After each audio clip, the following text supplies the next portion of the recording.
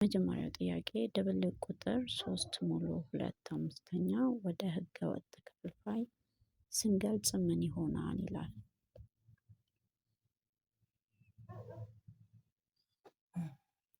ሶስት ሙሉ 2 አምስተኛ የሚለውን ቁጥር ወደ ህገ ወጥ ክፍልፋይ ለመቀየር 3 ሲባዛ በ5 ሲደመር 2 3 ሲባዛ በ5 ሲደመር 2 ሲካፈል ለ5 ይሆናል ማለት ነው።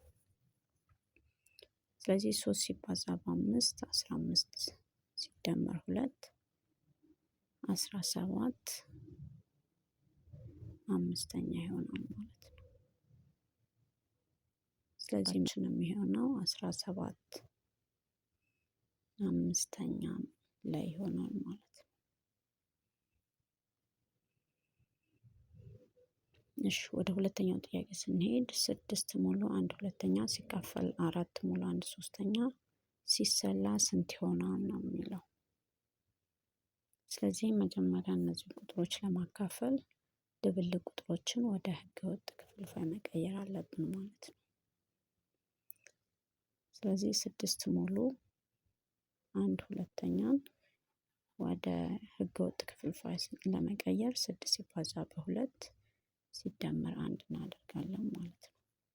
6 ሲባዛ በ2 12 ሲደመር 1 13 ይሆናል። ከዛ ታህታችን 2 አለች 2 እንወስዳለን ማለት ነው። ስለዚህ 13 ሁለተኛ ይሆናል። ሙሉ 1 ሶስተኛን አሁንም ወደ ህገ ወጥ ክፍልፋይ ለመቀየር 4 ሙሉ 1 ሶስተኛ ወደ ህገ ወጥ ክፍልፋይ ለመቀየር 4 ሲባዛ በ3 ሲደመር 1 እናደርጋለን ማለት ነው። 4 ሲባዛ በ3 12 12 ሲደመር 1 13 ከዛ ታህታችን 3 አለ 3 እንወስዳለን ማለት ነው። ስለዚህ 4 ሙሉ 1 ሶስተኛ የሚለው 13 ሶስተኛ ይሆናል ማለት ነው። አሁን ድብልቅ ቁጥሮችን ወደ ህገ ወጥ ክፍልፋይ ከቀየርን በኋላ የማካፈል ስሌትን እንተገብራለን ማለት ነው። ሀ ለኛ ሲካፈል መሰኛ ከሆነ ይህ ማለት ሀ ሲባዛ በሰ ሲካፈል ለ ሲባዛ በመ ነው።